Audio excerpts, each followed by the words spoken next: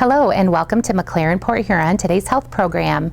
Today I'm speaking with Dr. Joseph Cuppari, a vascular surgeon, about the link between stroke and carotid artery disease. Dr. Cuppari, thanks so much for speaking with us today. Thanks for having me. Let's first talk about what is a stroke. So stroke in the simplest terms is basically a decrease in blood flow to the brain, which will cause some deficiencies in the brain function. So that can be, several different ways that can happen, but ultimately decrease blood flow to the brain. And what actually causes it to happen? So there's usually three ways that this can happen. One is a blockage, so plaque or an embolic type of phenomenon where a piece of plaque will go from somewhere else in the body and ultimately end up in a small artery in the brain. Therefore decreasing the blood flow to that tissue. It can happen in the brain, which we call intracranial. That can happen from aneurysms. It can happen from a rupture of the artery itself, causing pressure, which can cause decreased blood flow. And then finally would be clot. Kind of like embolic, but coming from the heart, a piece of clot will come up and stop blood flow to the brain. And really, for a patient's perspective, no matter what type of stroke it is, it would present pretty much the same way. Is that right? It can. Most embolic or ischemic type of strokes can present the same way. It all depends on where the blood flow is stopped. Our brain does many different things, so depending on that, will determine what symptoms you do get from the different types of stroke. So let's talk about what are those symptoms. Yeah, so the most common symptoms from a stroke is going to be unilateral, or that people will hear is unilateral weakness, meaning one side of the body will have some weakness, either the leg, the arms. You can have facial weakness as well, one side or the other. We have to go back a little bit to understand why it's one side, because the brain, the way it functions is the left side of the brain will control most of the right motor function. So that's why you'll get one side or the other. You can have, I think I said, facial droop as well. And then imbalances depending on where the stroke does occur. Those are pretty much the basic ones.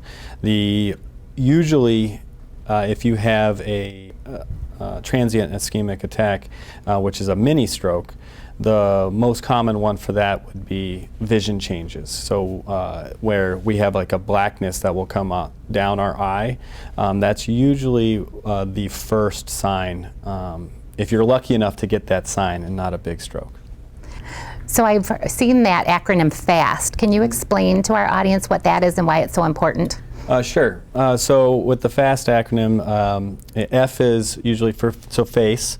We're looking for asymmetry in a person's face. So you have them smile, and you can see one side or the other can be drooping. That's a sign of a potential stroke or someone having a stroke. A is for arms. When you're looking at someone's arms, you want to look and have them lift their arms up to see which side is weaker than the other. Sometimes they'll drift and come down, then you know that they potentially are having a stroke on the other side. S is for speech, so you can ask them to tell you a sentence and see if it makes sense. Different strokes can cause different issues with your speech. Sometimes it can be receptive versus them unable to say something versus unable to comprehend it.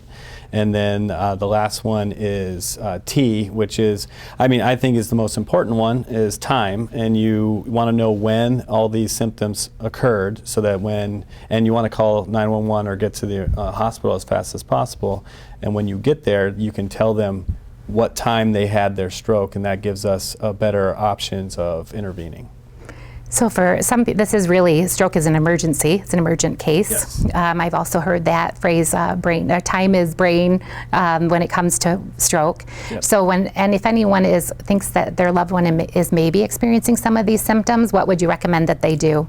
So if they are, I'd recommend calling 911 immediately because, as you said, time is brain. The other term is time is tissue.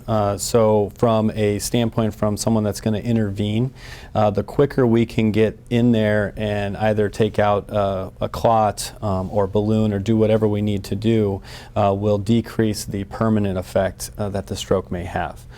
So I would tell those people, if you think that their loved one is having a stroke, call 911 and get them to the hospital as fast as possible.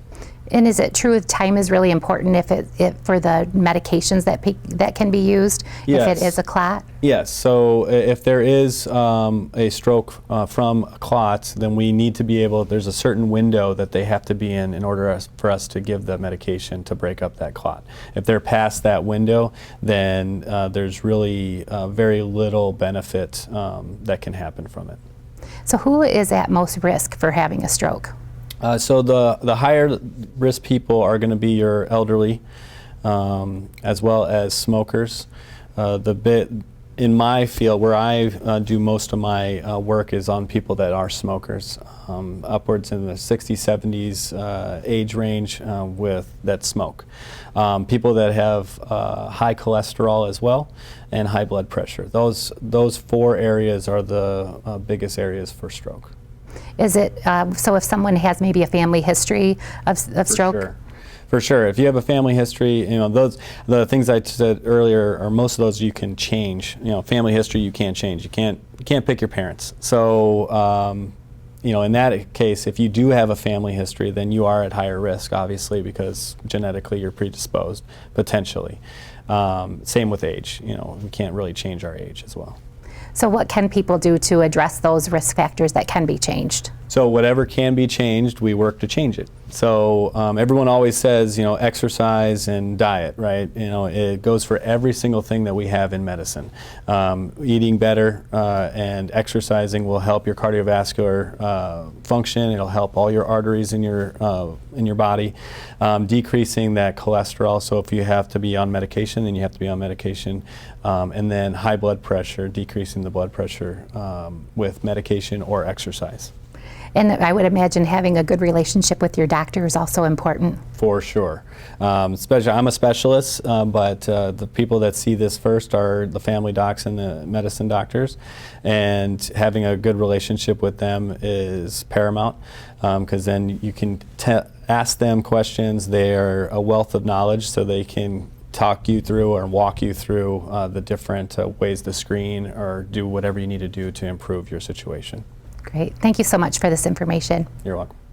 And thank you for watching this episode of McLaren Port Huron Today's Health.